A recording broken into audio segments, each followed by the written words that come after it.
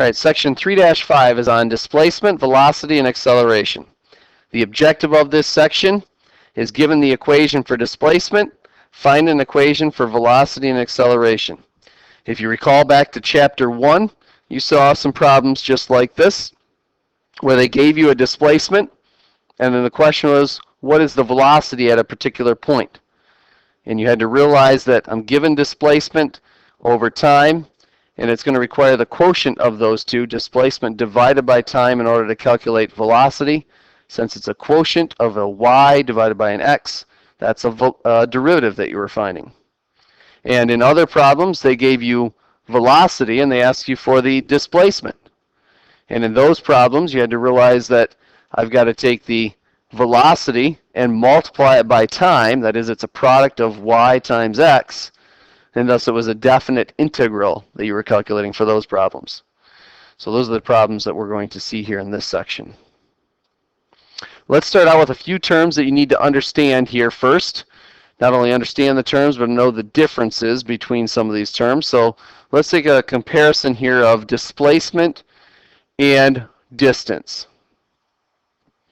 And we'll go ahead and define these here, which will help us understand, first of all, what each of them mean, and then secondly, what the difference is between them. So distance is a measure of how far an object traveled along a path. So if you're going from point A to point B, you have to actually take the actual path that you took to get from point A to point B, measure how long that is. The length of that path indicates for you the distance that you've traveled. On the other hand, displacement is a measure from the initial position to the final position of an object. So in other words, if you start at point A and you're going to point B, it doesn't matter what path you took to get there. You just have to measure how far it is from point A to point B. The length of that tells you the displacement. That's the difference between the two. Let's take a look at an example to kind of help illustrate that here. Our example is just going to use the number line to help us see this, but you could obviously represent this several ways. Let's suppose that point A is at 0 on the number line, point B is at 5 on the number line. And let's suppose that the path that we're going to take to get from point A to point B is the red line that you see there, the red arrows. So in other words, we're going to start at A, and we're going to head to the right. We're going to go past B all the way out to 8, and then stop, turn around, and come back to 5, which is where B is at, and stop. So that's the actual path. Now that path that you took, the length of that path tells you the distance you've traveled. So in other words, I can calculate the distance of this path here by taking the 8 minus 0. Again, our first direction there was heading to the right from 0 to 8, so the difference between those two tells me how far you've traveled. And then my second part of this path was to go from 8 to 5. So again, if I take the difference between those two, 8 minus 5, that will tell me the length of that part of the path. So 8 plus 3 gives you 11. 11 is the distance you've actually traveled to go from point A to point B. On the other hand, you can see the blue arrow there is indicating the displacement. Displacement doesn't worry about the path that you took to get there. It just worries about where you started, where you ended, and what's the length of that path between A and B. And so if we measure the length between A and B, between your final and your initial position, 5 minus 0, that gives you a value of 5. So the displacement there would be 5. Okay, that's the difference there between distance and displacement. All right, the next two terms that we need to talk about are velocity and speed. And the definition of velocity and speed, there's actually several ways you could define these, but this is one way to do it. For velocity, velocity is the instantaneous rate of change of displacement. So the instantaneous rate of change, that's another way that we described a derivative. So it's saying it's the derivative of displacement. And now that we know some techniques to use to find the derivative of functions, we can come up with this velocity function. Another way to describe it is its speed and direction. The speed is the magnitude of your velocity. The direction is the sign, the plus or the minus, tells you the direction. On the other hand, speed, again, there's several ways you can define this. One way to define it, and probably the easiest way for us to work with it, is once we've calculated a velocity, I can take the absolute value of velocity and find my speed. So in other words, speed is velocity without direction. It's always positive. There's no plus or minus. Okay, so it's just the magnitude of your number, magnitude of your velocity. All right, one other term that we need to throw into the mix here is acceleration. And acceleration is the instantaneous rate of change of velocity. So again, it's the derivative of velocity. So if I start out with displacement, a derivative of displacement will give you velocity. And if I have velocity, the derivative of velocity will give me acceleration. All right, so as far as how these are all related, they're all related by derivatives here, basically. First thing we just said, if we call displacement here just some function x of t, which is how they'll usually define it in the book, they'll use the function called x, and my independent variable will be t for time. Turns out velocity, if we call velocity v of t, is equal to the derivative of that displacement function. It's equal to x prime of t. Speed, of course, we'll call that s of t. Speed is the absolute value of your velocity.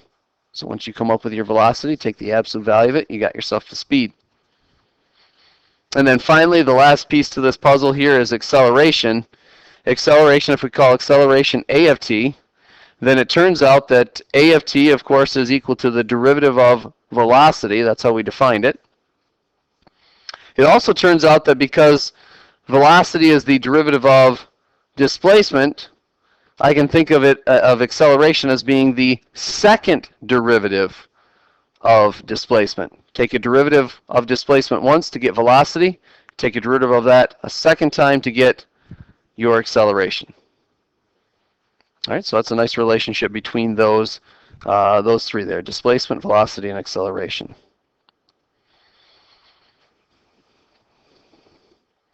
All right, another term, or two terms that we need to understand is the difference between speeding up and slowing down. These deal with speed, and we need to understand how we determine whether an object is speeding up or slowing down, which can be a little bit tricky, but if you understand the relationship between these two terms and the velocity and acceleration, it's a piece of cake. Here's the relationship between velocity and acceleration and whether you're speeding up or your object is slowing down. Speeding up. You're speeding up as long as your velocity and acceleration have the same signs. So if your velocity turns out to be positive and your acceleration is positive, that means your object is speeding up. And the reason for that is because a positive velocity will get you moving in one direction, and then a positive acceleration increases that velocity as you go. Thus, you are speeding up. On the other hand, if you had a negative velocity, you're just going in the opposite direction is all that means. But if you have a negative velocity along with a negative acceleration, that means you're increasing that velocity in a negative direction. So you're speeding up in that backwards direction there. On the other hand, you're slowing down if velocity and acceleration have the opposite signs. So if your velocity is positive, that again means you're moving in one direction, we'll say the forward direction. And if the acceleration is negative, the velocity gets you moving in one direction, that forward direction, but the negative acceleration means that it's decreasing your velocity as you go. And thus you are slowing down. And of course the opposite is true if you move in the other direction. If you're moving backwards, that means you have a negative velocity. A positive acceleration means you're increasing that velocity, and thus you are slowing down. Okay?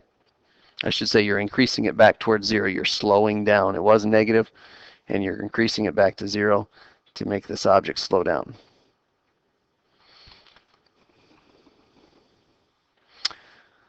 All right. One last thing here before we look at a couple of examples, and that's the second derivative. We already noted that when we were talking about acceleration a second ago. We said acceleration is the second derivative of displacement. But a second derivative is just simply the derivative of a derivative. And you can keep going with this, find a third derivative, fourth derivative, and so forth, depending on what you need to do for your particular problem. But a second derivative just simply means you take a derivative once and you get some new function called the first derivative. You take the derivative of that and you get yourself a second derivative, and so forth. So in other words, in order to find the second derivative, you first have to know the first derivative. You got to know all the derivatives prior to that one. Now there's several ways that we note a second derivative, the notation or terminology that we use to describe a second derivative. Just like we have a certain notation for representing a first derivative. So here's the first one, f double prime of x is the way we read that. Notice that we just add another little, looks like a single quote there, or it looks like a double quote, I guess, when we're talking about a second derivative. But those little quotes there that we're adding there, it's actually called a prime that we use to describe that. But you keep adding those to indicate more and more derivatives. If it's just y as your function to start off with, y equals something, and you want to find the second derivative, then we'd say y double prime. Just like we'd say y prime if it was just a first derivative. Here's one that gets a little bit tricky in understanding exactly what they're saying here, but remember, another way that we can indicate a derivative is d dx here, that d over dx, which we read as d dx.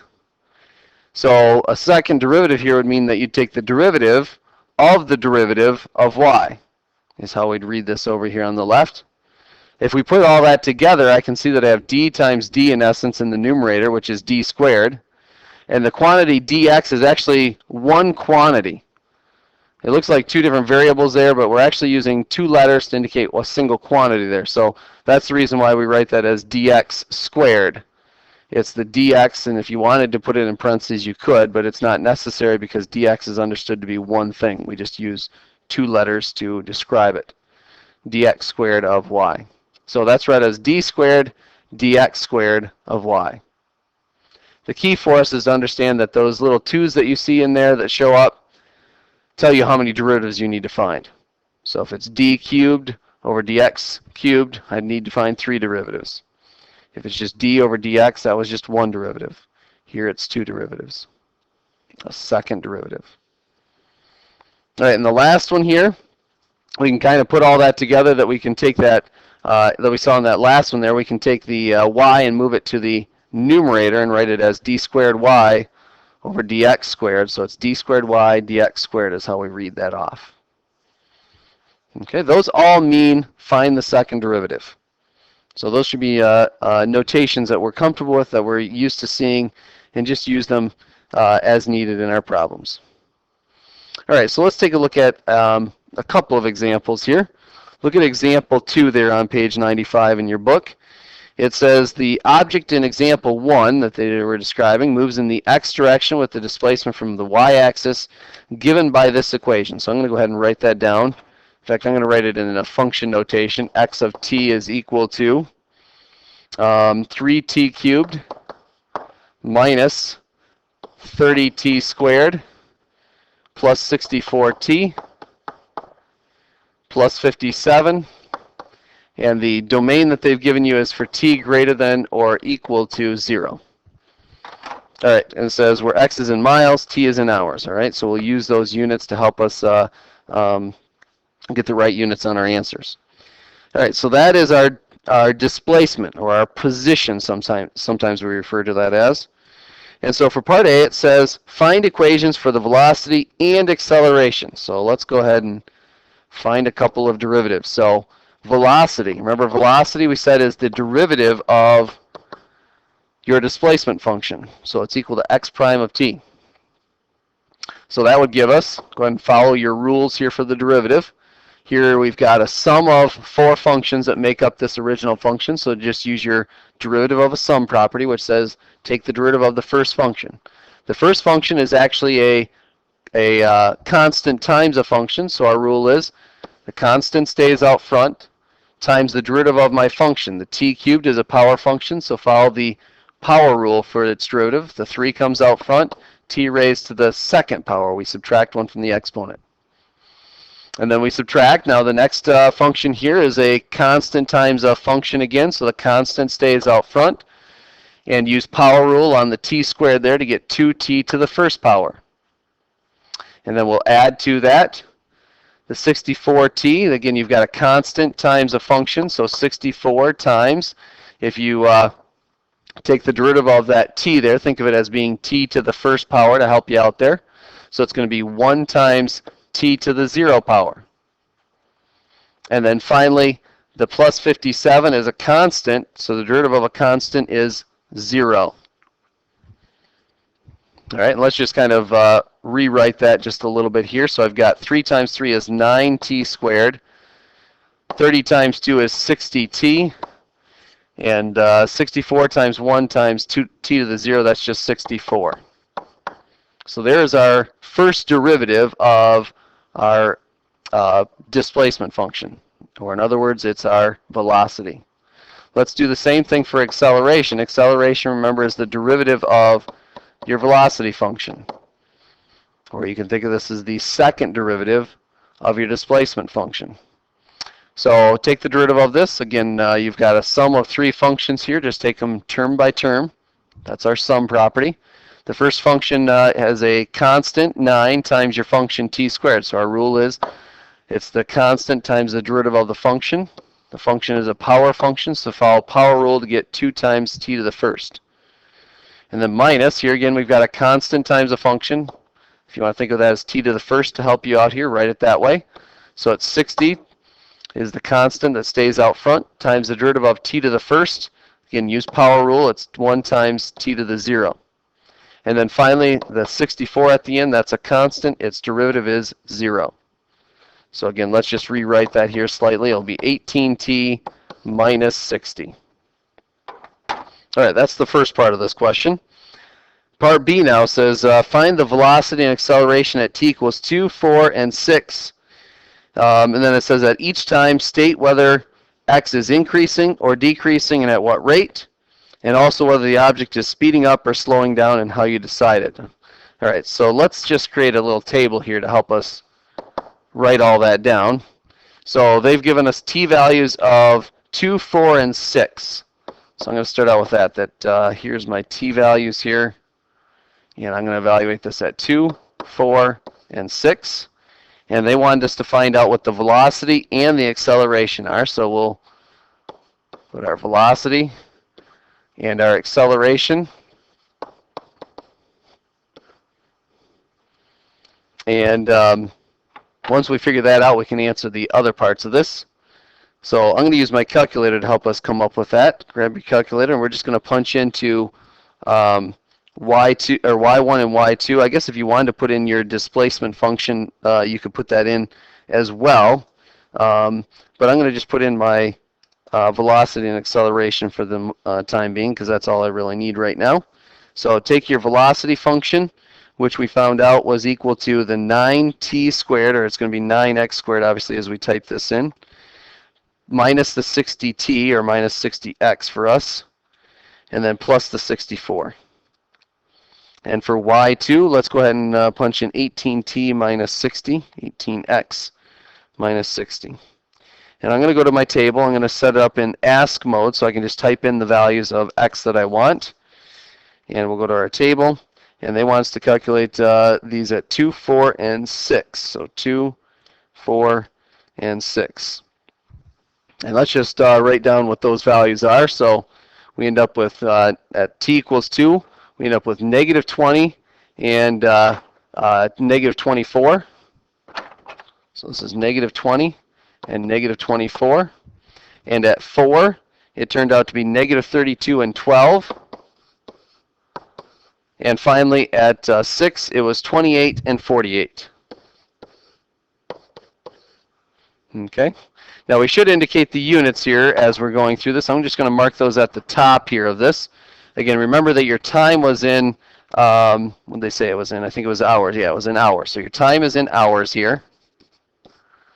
And our velocity, because we're taking the change in displacement, which is in miles, over the change in time, that's going to be miles per hour.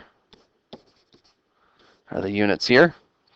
And our acceleration, it's the change in velocity, miles per hour, over the change in time. So it's going to be miles per hour, or that's miles per hour squared.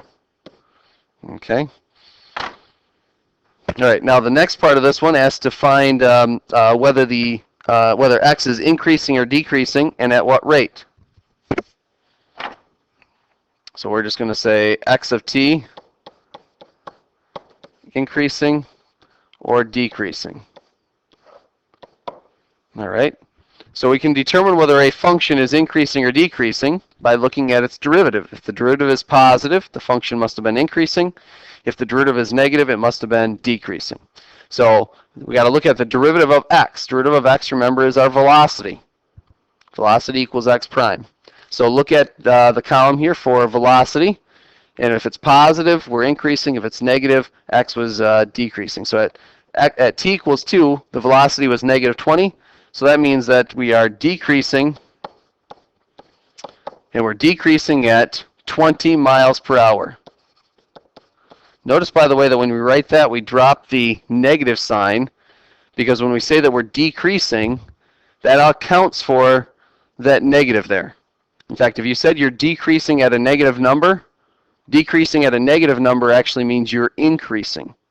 So make sure if you're writing that out, you drop that negative sign there. Now for t equals 4, it's a negative 32. So again, we are decreasing at a rate of 32 miles per hour. And then finally, at t equals 6, it's a positive 28. So we're increasing at 28 miles per hour. Okay. And the last piece of this, the last bullet said to determine whether the object is speeding up or slowing down. So speeding up or slow down, we'll say. Just to abbreviate that a little bit. Now remember, to determine this, we have to look at both the velocity and acceleration. So over here, because the velocity at t equals 2, the velocity here is negative and the acceleration is negative. They have the same sign, so that means that we are speeding up. Okay. And then look at the next one here. At t equals 4, I can see that the velocity is negative, but the acceleration is positive. This is negative, but acceleration is positive. They have opposite signs, so that means we are slowing down. And for the last one there, I can see that they are both positive. They have the same sign. At t equals 6, that means that this thing is speeding up. Again, the key there is you have to look at both acceleration and velocity to determine whether you're speeding up or slowing down. Don't look at just velocity. You can't look at just acceleration. It's both. All right, look at part C on that. It says, at what times on the interval from 0 to 8 is x at a maximum? And is x ever negative if t is in this interval? All right, so to determine that, the question is, when in the interval from 0 to 8, when is x at a maximum? So if you look at a function, I'm just going to sketch just some function here. It doesn't really matter if it's this function or not, but if I have a function that hits a maximum, notice that at that particular maximum that my slope there is 0. If I draw the tangent line there, I can see that the slope is 0 at a maximum.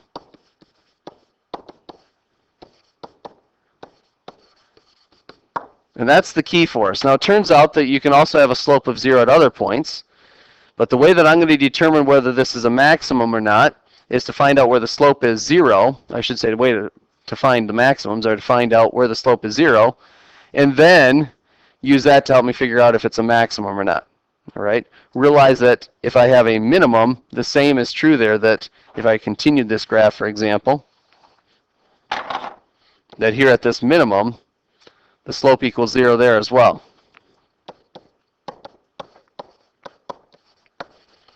So in other words, just by finding a minimum, or excuse me, just by finding a slope of 0 does not guarantee me a minimum or a maximum. I have to look a little bit further into it to figure out which one of the two it is. All right, so that's the type of problem that we're looking at here and what we want to do. And so we want to find out where x has a maximum. So I need to find out where the slope of x is 0. In other words, the slope is the derivative, and I need to find out where that's equal to 0. So we need to find out where the derivative of x prime, is equal to 0. Of course, x prime we've already found. That was actually v of t. So we're really trying to find out where your velocity is equal to 0. So let's take our velocity function that we calculated up here, which was 9t squared minus 60t plus 64. 9t squared minus 60t plus 64. And we want to set that equal to 0. Now you can find that solution many different ways. I'm going to go to the graph to find out where that velocity function hits 0. It's a quadratic function. We have a quadratic formula. You could use that to help you find those zeros as well. But I'm going to use the calculator to help me do this. And again, this is your work, just saying that you're going to set that equal to 0. And by all means, you can use your calculator to help you solve that equation. So let's go back. Oops, I want to go and graph this thing. And let me get a decent window for this before I start sketching this. They're talking about the interval from 0 to 8. So I'm going to change my window from 0 to 8.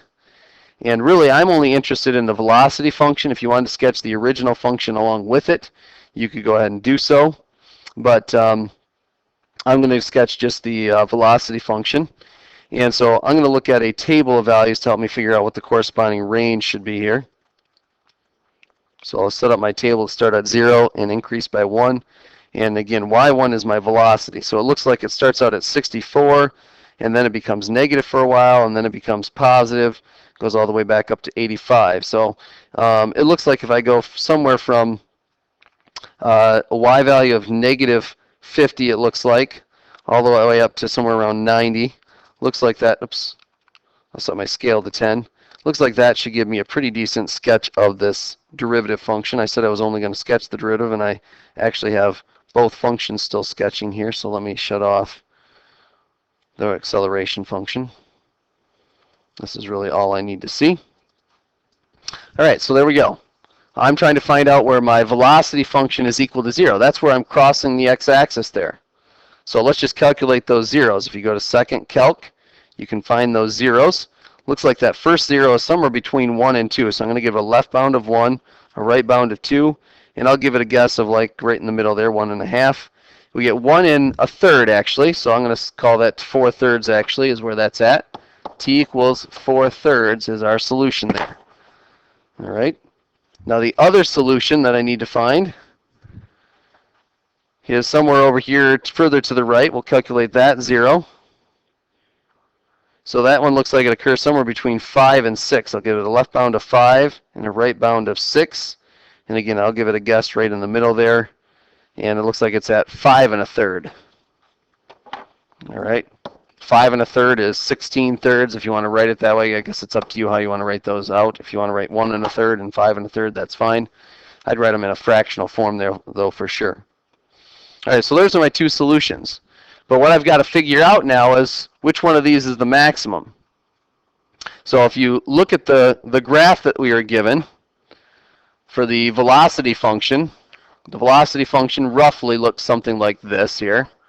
And again, this is at 4/3, and this was at 16/3. This is our velocity. And the question is, where does x have a maximum?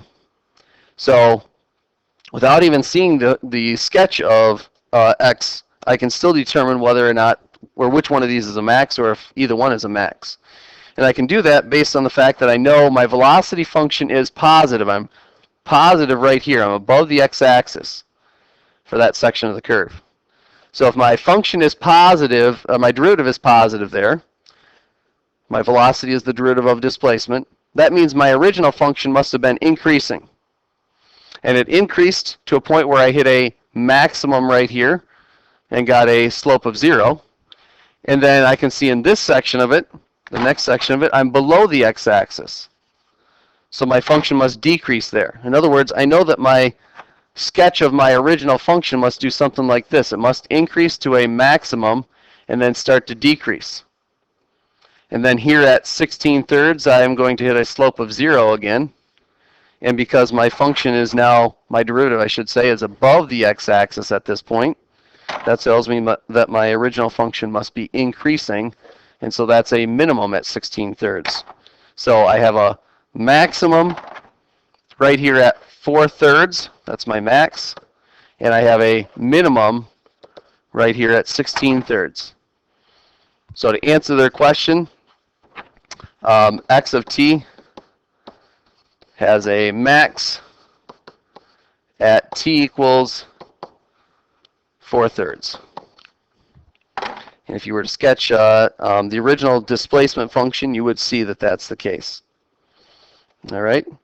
It says, it also asks there, is x ever negative if t is in this interval?